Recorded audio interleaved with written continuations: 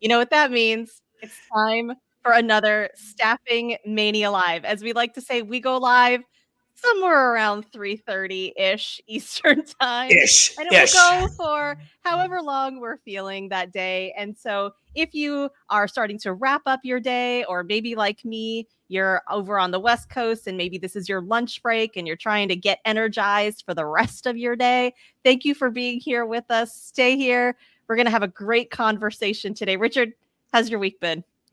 It's been very busy. New York, I got stuck at the airport again. They canceled my Oh, flight on Monday no. morning. Yeah, so I had to jump on another flight. I can't make this up. So guess what flight I flew out on? You won't believe it. Spirit came through. Spirit. Spirit. Spirit in At the the end of end. the day, I always say bad things about them. Spirit, you got me to Pittsburgh. That's all that matters. But yeah, so I'm back. So I was Mhm. a day behind, so catching up. So yeah, it's Friday, time to get everything wind down, and you know what that means. A little lake tonight, maybe, and just relaxation. I love it. Yeah, I've had a little house drama going around in my house because I live in Phoenix, Arizona, Yes.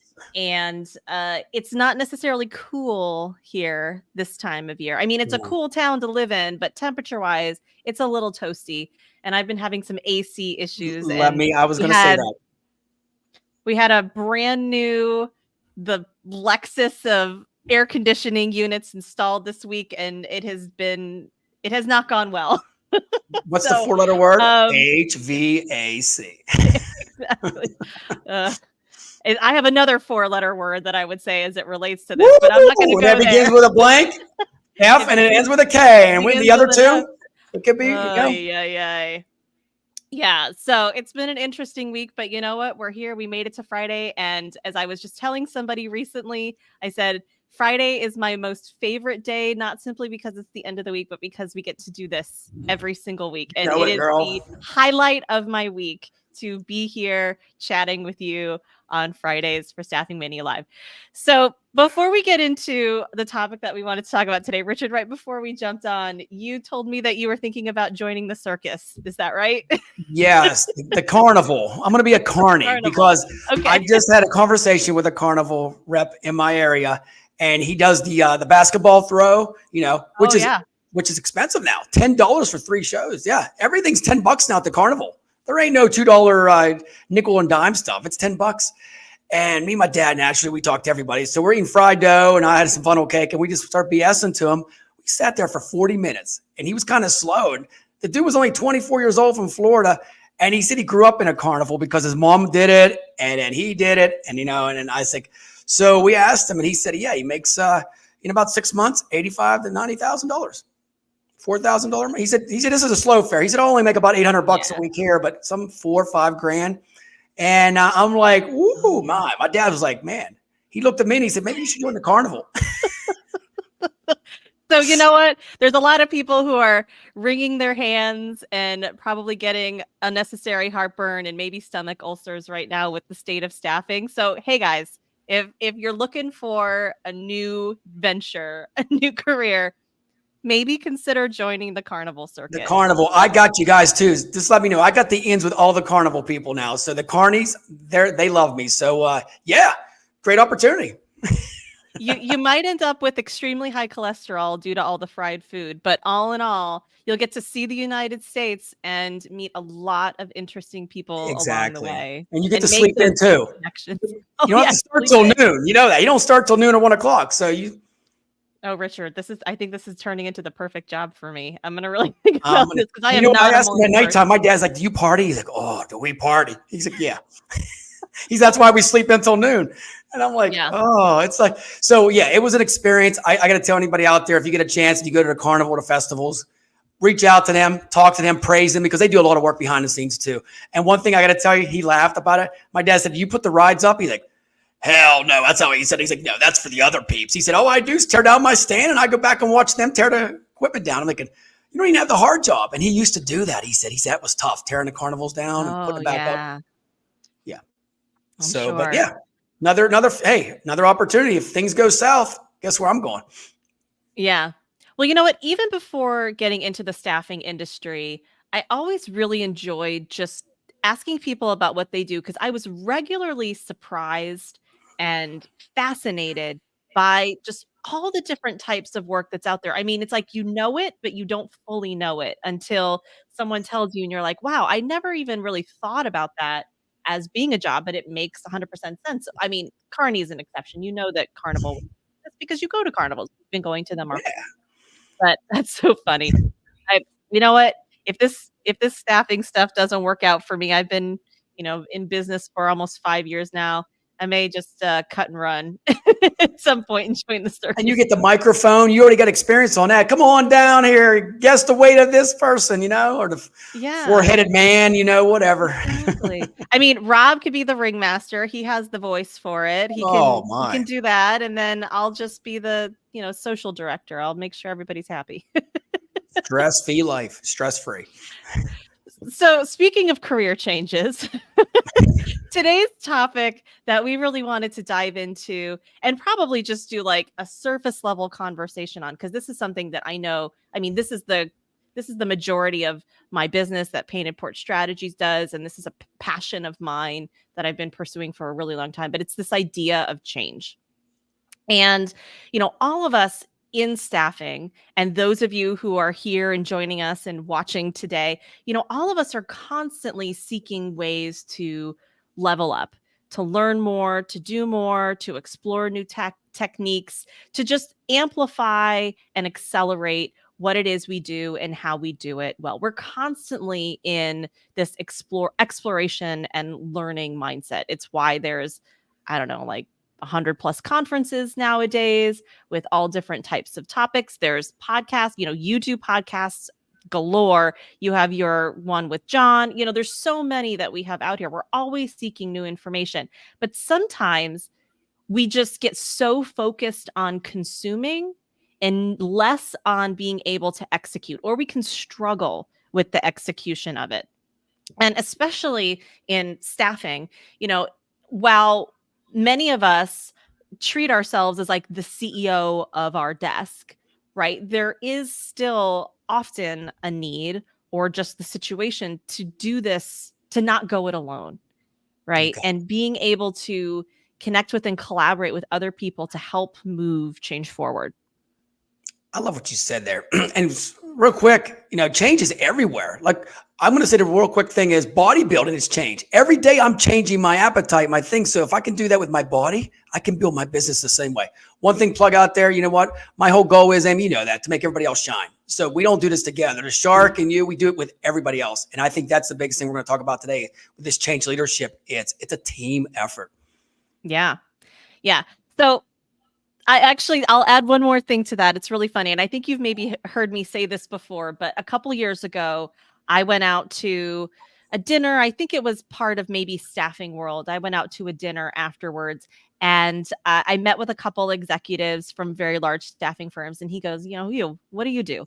And I said, oh, I was like, I'm an operational change advisor. I help organizations effectively navigate change. And he goes, yeah, change. That sucks. And so do people. Wow. Okay. And you're in our business? Come on, man. Yeah. Now, I know he was being a little bit cheeky, but I think there is truth. I think we've So all true. had those Mhm. moments where change has kind of sucked, or it's been harder than maybe what we wanted it to be. And sometimes the people that we're relying on or that we need to collaborate with to help us change can kind of be a little difficult. You're hitting such. I'm ready to go off on this. Can I go off on this a little bit? Can Yes, I go. because I'm going to Please. say this, and this is from all my peeps out there. I'm going to tell you right now, I've had 30 calls in the last month of people in our industry that wants jobs. They're like, Shark, can you hook me up? I mean, my LinkedIn is getting blown up. And here's the reason why. The big companies out there are not changing. They're just getting rid of their peeps, and that's it, and saying that's the change. What we're talking about today, that change management, they're still the old school. We're the big dog. Well, I'm going to tell you right now that on any given day, anybody can beat anybody, right? Anybody can beat anybody. It's proven in wrestling. It's proven everywhere. So I'm going to tell you straight up. You think you're the big dog now? In 2 years, if you don't change, you ain't going to be the big dog. I'm going to wear the belt. Yep. Do you like that a little bit? Was that good? I do. Ooh, I always love it when we bring it back to wrestling references. And so I want to talk a little bit more in the style of wrestling. And so, we think about in wrestling, Richard, right? I mean, the WWF, now the WWE, and all of the other ones that have come and gone in between, there's been a lot of really well-known performers that have come out of that, but they haven't necessarily always been the exact same character that you know today. Because and I've seen it just in the last few years when I've watched it here and there, when I've been when I've been asked to join like a WrestleMania party at someone's house, and I'm like, Oh, oh, who's this? Who's this? I'm like, hey, they used to be different the last time I saw this. And there is a lot of change that happens in any industry, but in wrestling as well, because they're always trying to stay relevant, stay exciting, stay engaging. And so, Richard, I wanted to ask you, if you think back through the history of wrestling and WrestleMania and the WWE/F, there are some characters who changed. They used to be one character or persona, and now they're someone else. What are some of you that jumped out to you? oh, the number one, Hulk Hogan, Hulkamania, running wild. And then he went to NWO, New World Order, dyed his beard black, went from the blonde hair to the black with a do-rag on. Oh yeah, it was he went from everybody loving the real American to this badass guy, which I'm going to tell you, as a kid and high school watching this, we loved because it was best of both worlds. We seen him good and then we seen him bad. I'm going to tell you the change, people they loved him no matter what, because you know what? Yeah. He was changing even though he's a bad guy, they still remember the good stuff. And he just built upon that. And it was, I'm sure Rob will tell you, the NWO New World Order was incredible. Back in the day. Yeah. He was just totally not Hulk Hogan. It was, yo, I'm the new badass. And that's how he rolled. Yeah. It was so the change on that was incredible. You're going from everybody going like this and hearing Hulk Hogan, to this where he just destroyed everybody, punched people in the back and all that stuff. So of all the things, Hulk Hogan probably was one of the biggest ones that just flipped the switch there and kept it real. So on the flip side of that, because that's one where, and we'll talk about this more in a little, we'll look at it through the lens of wrestling for a few minutes All here. Right. But I'm sure there are others though that maybe you didn't like as much when they changed, or maybe not you necessarily, but as far as the fans, maybe they pushed back or they resisted a little bit of the character, or at least initially the new character that they were taking on. Is there anybody that you can think of? Oh yeah, a good personal friend, Kurt Angle from Pittsburgh. Yeah, I know him very well. Kurt Angle actually came in as the Olympian, champion all the way, and then he turned to be this badass guy, drinking milk and being shady and all that stuff. So at the end of the day, that was drinking milk is shady. Yeah, well, he was drinking it and throwing it on other people too. You know what I mean? After you beat him down. So, but the thing is, though, I got to tell you, everybody, he was at Rural American, gold Olympic champion, and then he turned bad, and it didn't go good. People just people hated him. He was hated. Seriously, even though WWE, we know is it real? Yeah, it is real. But by side of point, it was real athleticism. He had a lot of hate mail. Bottom line, yeah, that's the bottom line. It's real.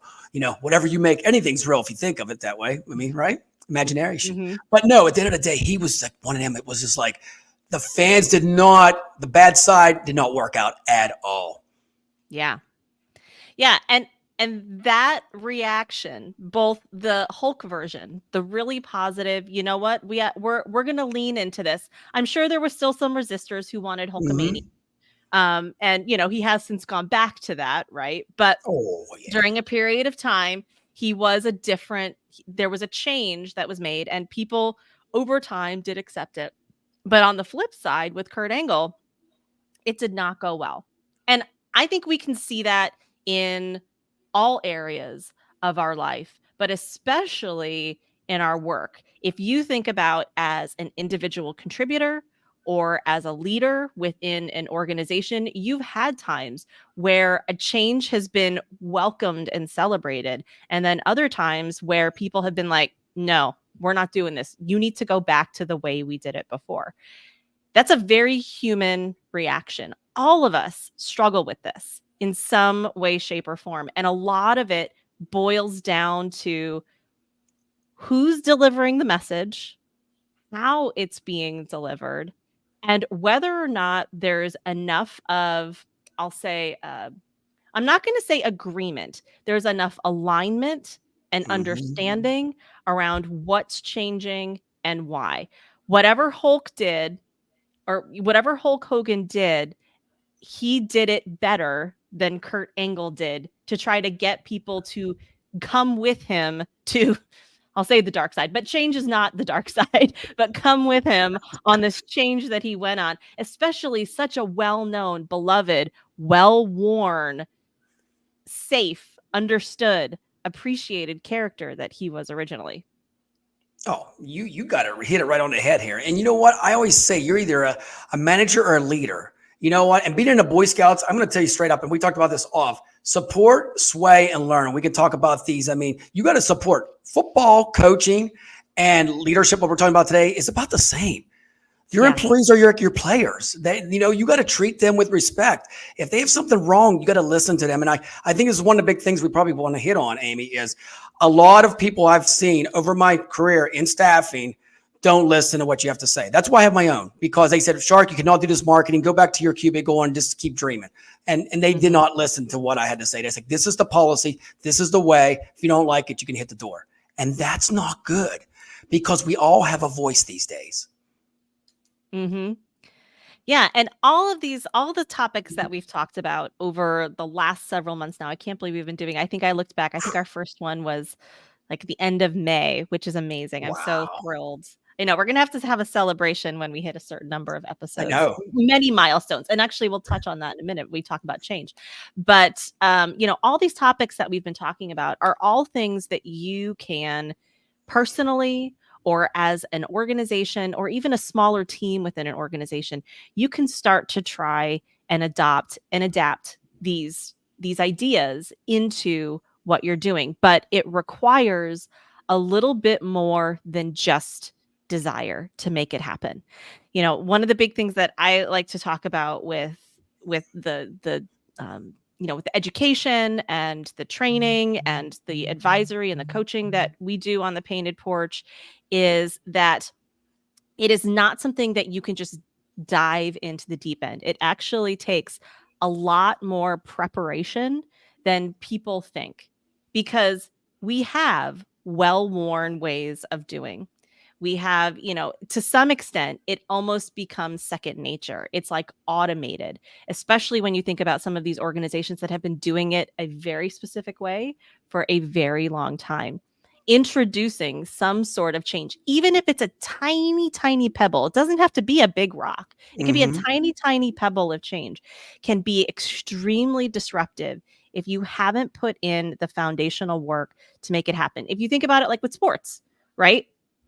Yes, they have plays, and you're constantly making calls to change the play in the moment of the game in order to move successfully forward and hopefully win.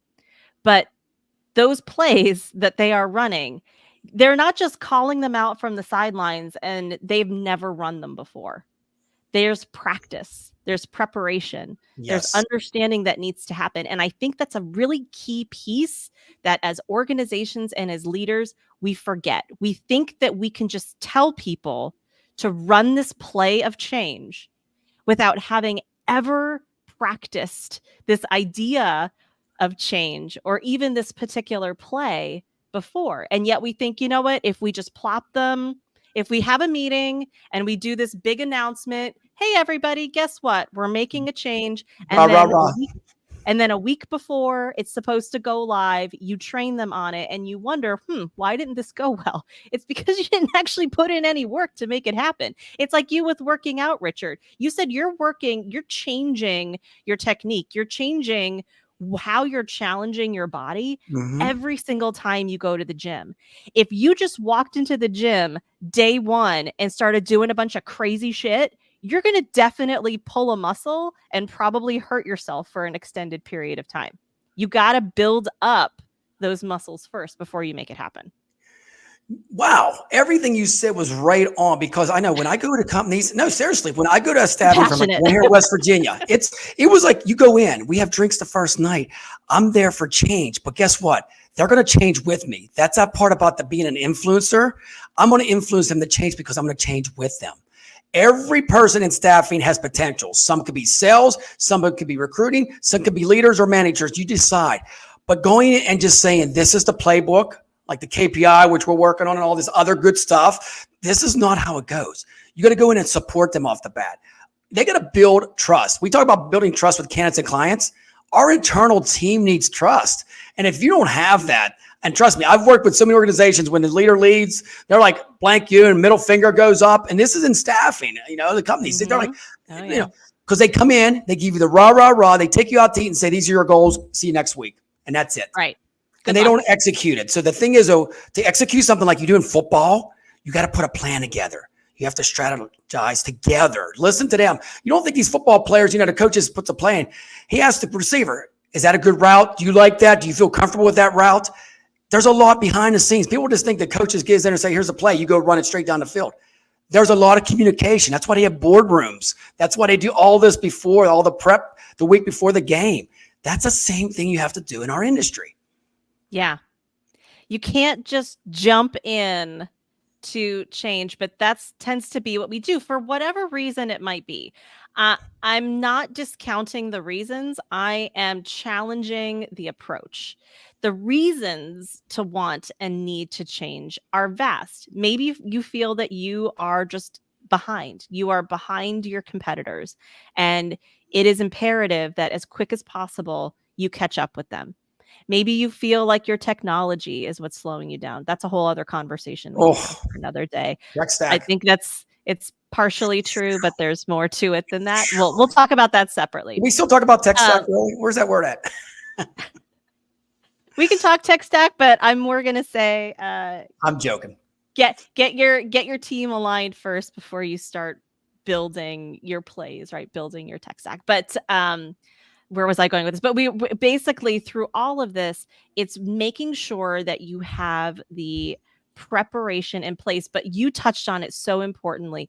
Change is not a spectator sport and is not something that you do independently, because people, I've said this before, and I think I maybe have said it on this or another conversation. People don't resist change. We think about change resistors. You always talk about, the people that basically are like, no, thank you. Mm-hmm. The truth is that people don't resist change. They resist being changed. Those are two very different things. Bingo. And one of the things that I love recently that an instructor shared in a certification program that I was just a part of, as he says, resistance is just a response. That is all it is. It's a response to whatever is being presented to them. And if you approach it in that way, you are more willing to lean in to a conversation as opposed to a convincing when it comes to change. Where most organizations and where most change fails is we think that it's just a matter of knowing the right tactics, the technical components, right? The right tactics, and then having the right facts behind you to convince people to change. Richard, in your life, have you ever been able to effectively convince someone of something, like to convince someone to date you? Or convince someone to work that's a 3-hour show right there. We won't go to that. My life of dating? No, we won't go there. You're like, here, I'm going to give you a 1-pager that explains all the reasons why you should date me. You know what? And I am so transparent out there, just like I am with staffing. My whole life is out there. I don't convince anybody. I say, this is me.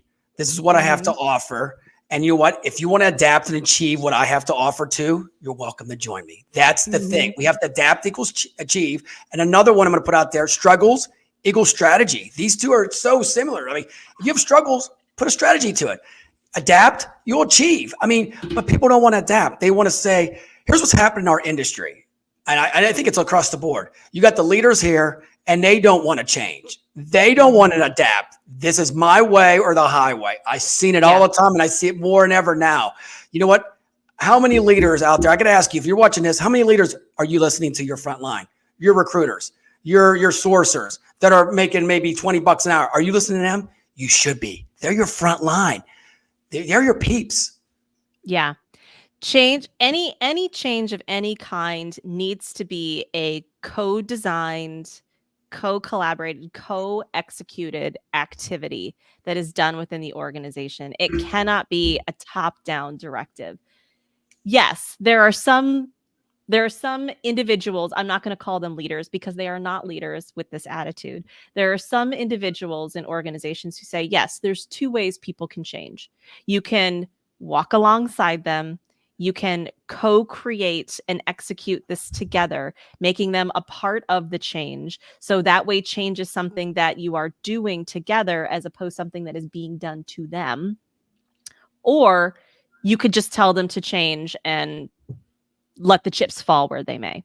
And I would always challenge, I'm like, well, good luck with the latter, because I can guarantee you it is not going to go well. Because why? People don't resist change. They resist being changed. And you need to walk alongside them and connect with them and help them understand, not through facts, not through features, even that is going to fall short. It has to be something that they decide and that they feel empowered to make happen. And you got to show love too. I mean, it's like when I mentor kids back in the day, 12-year-olds, 16-year-olds, you know what I mean? You don't yell at them. Did you ever yell at a kid and they rebel? A dog, you yell at a dog, they rebel too, right? The same process we got here, y'all. Seriously, it is.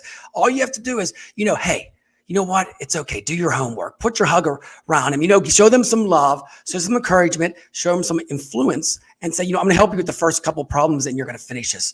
The tone of voice also too. Guess what? They finish it like that. Then our parents are like, how did you do that? Because you're yelling at them. Go get your homework done, Johnny. That doesn't work. And that's the same thing, Amy, with what we have in our business right now. You can't yell at, Amy or Richard and say, go do that. You got to make another 100 phone calls and get out there. No, it doesn't work. They're going to rebel.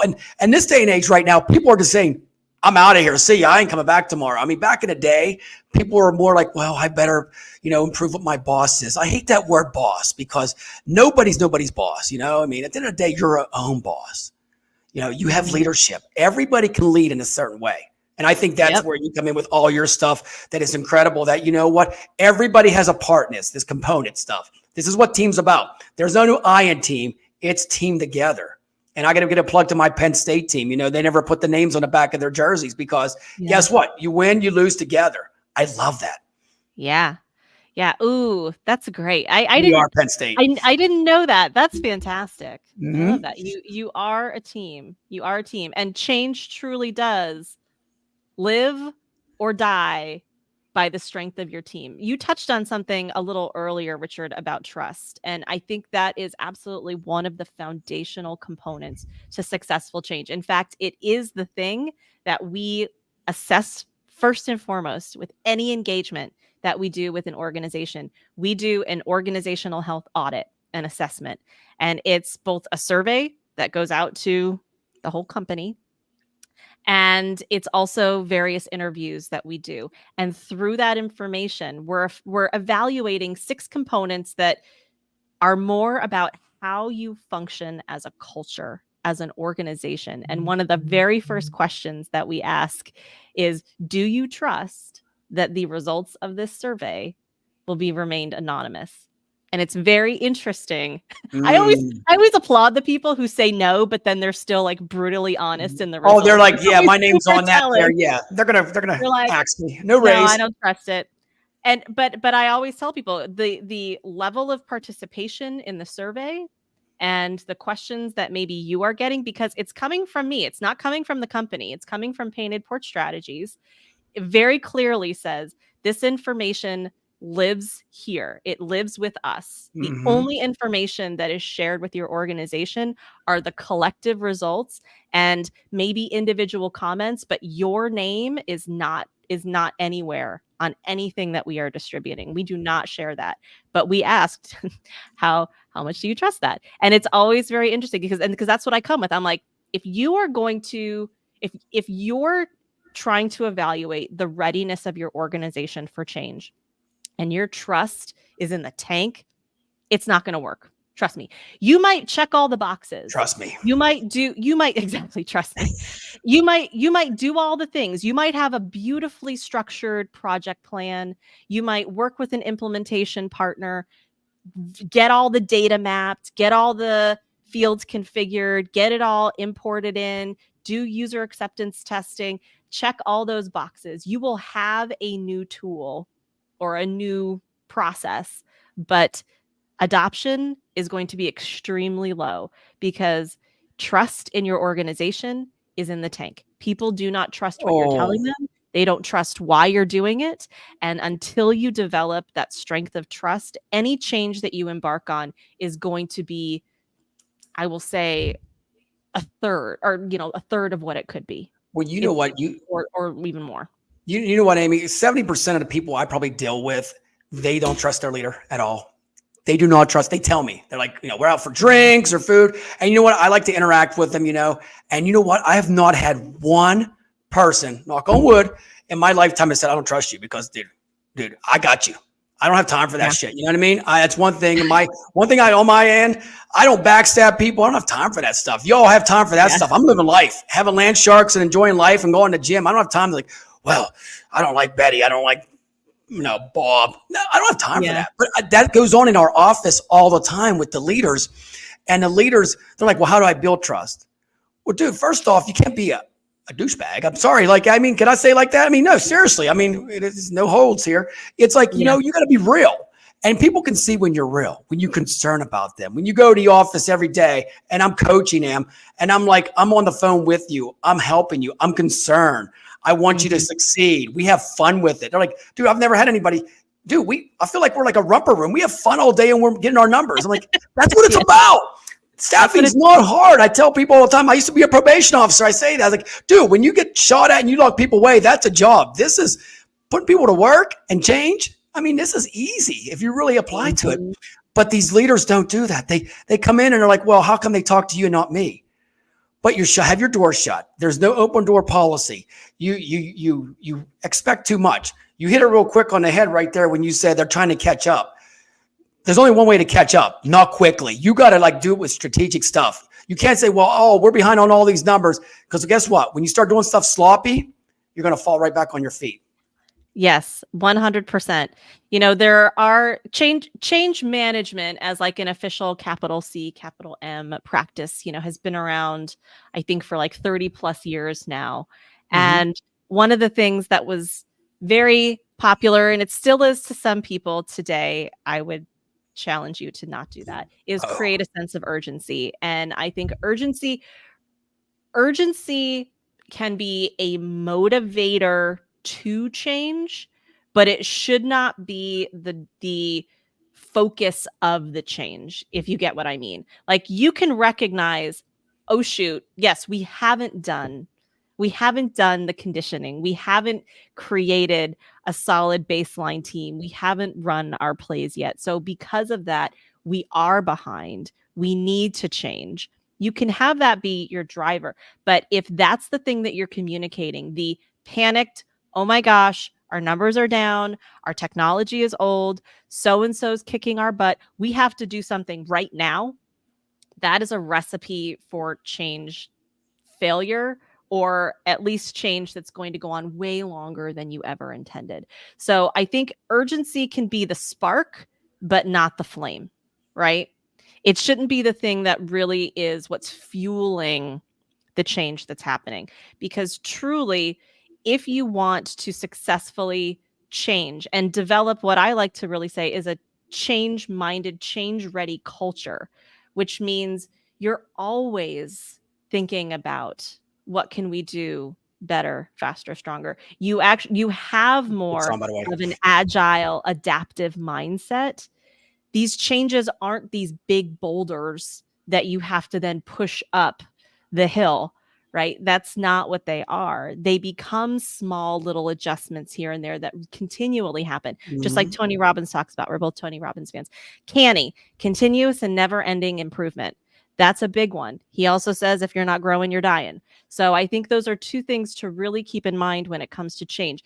Laying a foundation, first and foremost, creating a really strong foundational team that is change ready is going to allow you to more successfully change in the future. But to your point, The most important piece is that it has to be a conversation. You have a great slide that shows that kind of illustrates this. Oh, I think yeah. that you Before we showed even me jump earlier. into that, because I'm deep diving in, is like Tom Brady, cool, calm, and collect. When I go into an agency and they bring me in, yes, they need to Shark. We need it right now.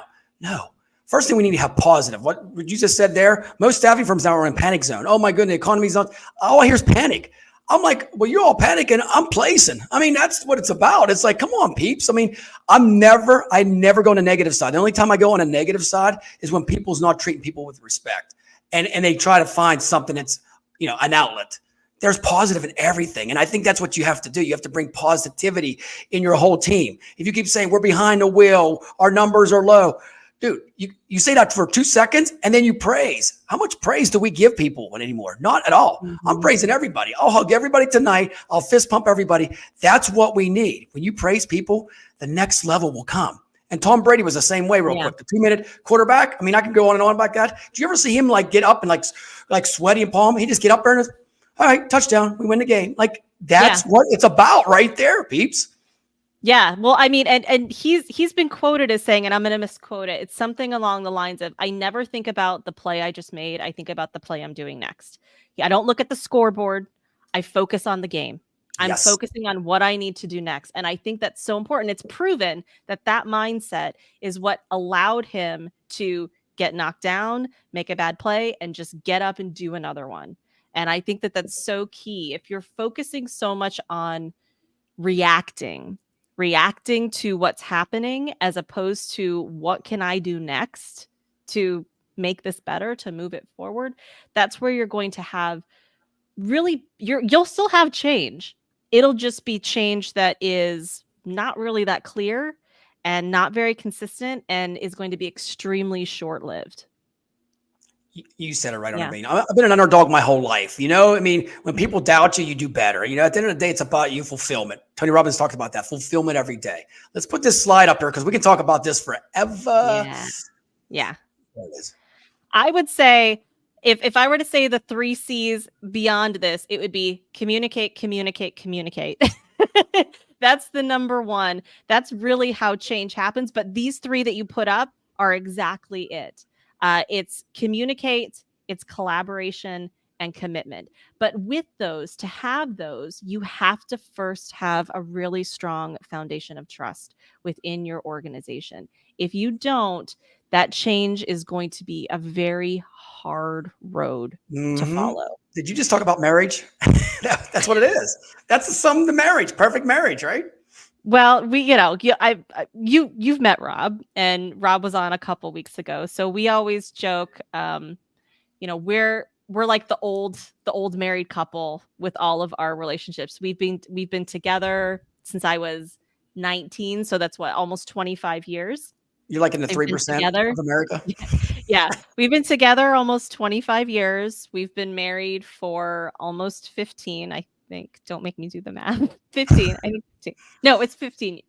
Yes. No, it's almost. Okay, time out. I'm going to quiz you right now. Do you know the day? What day were you married? Do you know? Oh, this is kind of a running joke for us. Yes, I know the day, but I got it wrong for a few years. Oh, Rob. I know it's my fault. It's totally my fault. Well, because we got married on an odd day, and I tend to just naturally think in even numbers. I think so we got married the Friday after Thanksgiving 2019, and it was November 27th, but I kept thinking November 28th. Okay, Rob just corrected. 15 years in November. Thank you, Rob. Oh my goodness. But I got it wrong for a few years, and it was hilarious because he would say, because people would go, "Oh, well, when were you married?" And I go, "November 28th," and he would say, "No, we weren't." Oh man. But we do attribute, we're kind of that old married couple. And so any of our friends that are either in newer relationships or just getting ready to get married, they always ask, what's the secret? And we do say it's communication. Although we do tell the first few years of us together, we did not communicate very well. What's a big change? There's a change there. When we first lived together, we each operated in the way we operated independently. And we had to put in a lot of work, a lot of practice, a lot of intentionality to develop a level of, I'll say trust, but the way we communicated with each other. So that way, when I said something that maybe I didn't really like or agree with that he did, he wasn't immediately reacting emotionally and trying to defend himself. We recognized that in order to be a strong team, we had to be able to respect one another, but also understand how each of us communicated and not necessarily dive into defending, but really leaning into listening and understanding. I love that. I love that. And I think that's true with a change of any kind, but that's, with relationships too. No, that's changed with every sport, everything. Everybody changes. Nothing lasts forever. And that's so true. Seriously, I want to give a shout out for the audience out there. If anybody's watching this or on replay, please tell us how you're changing your organization. We would love to hear that because we love feedback all the time. Yes, I'd love to hear more. And if you're curious, if you're maybe in the middle of a change or trying to make a change within your organization, or you recognize that a change needs to happen, definitely reach out to myself or Richard. I have a webinar that's coming up next week with Newberry Partners that's all about how to ready yourself for change. This first one is focused all on strategy, the elusive strategy, the thing that we all think we're doing, but none of us, or very few of us, actually are. It's all about how to create a really strong strategy. So that way, when you're in the game of change, you know what plays to call, as opposed to trying to design the plays in the moment. The strategy is going to be your map and your guide to help everybody know where are we going, why, how, when, right? All of that is tied to that strategy. And it's such a critical foundational piece that very few organizations do really well. Their strategy is, we need to be on a new system. It's not a strategy. No, it's not at all. A strategy. and if you've learned the stuff what me and Amy taught you right today, or just even what we talked about, you're going to have this shark smile. I mean, we're going to have fun with it all the time. Yeah. Do you ever see me mad? Because I change it all the time. And you know what? If I could tell any leaders out there, my grandpa said this, you know what? Your brain's like a sponge. Take a little bit of info from everybody. And then you're a super genius by 70 years old. Yeah. And also recognize that with change, you're right. It's the thing that we do all the time, but we forget that we do it all the time. And we put a lot more weight into some types of changes than others, but recognize that change is possible because you've all done it in small ways and big ways throughout your life. You are capable of change. It's just having the right context and setting the right stage and telling the right story, right? Going back to Hulk Hogan versus Kurt Angle, telling the right story, having the right strategy. So that way people want to change along with you. They're walking alongside you. They are fans in this change together, as opposed to fighting it and saying, this is so foreign. This doesn't track. This doesn't align with who I thought you were, who I thought we as an organization were. And so I'm going to push back. I am going to respond in a resistant way to this. I love that. That's the gospel right there. You said it all. Yeah. So we would love to know more about your change. And if you have questions, this is my jam. I love talking about change. Thank you, Richard, for allowing me 40 minutes. No, I love it because I change every day. I'm going to change this shirt right now and put a different one on. So there it is, the change right there. See, she got off before I even got off to show her I'm changing. Look at this. It counts. You gotta love it. Life's good. But hey, Amy, thank you so much for all that insight. That was great. We'll be back. Sometime next Friday, right? 3-ish Eastern, somewhere around there. And if you're watching, change this weekend. Change your clothes. Show us a picture of you changing something in your life. We want to see it, and we'll post it next week, right? I love that. Even the change in your pocket shows the change that you have in your life. No below the belt changes. We don't want to see that, but that's okay. All right, Amy. Well, hey, thank you so much. You guys have a blessed and great weekend there. Amy, you and Rob have the same thing too. And we'll see you next Friday on Staffing Mania.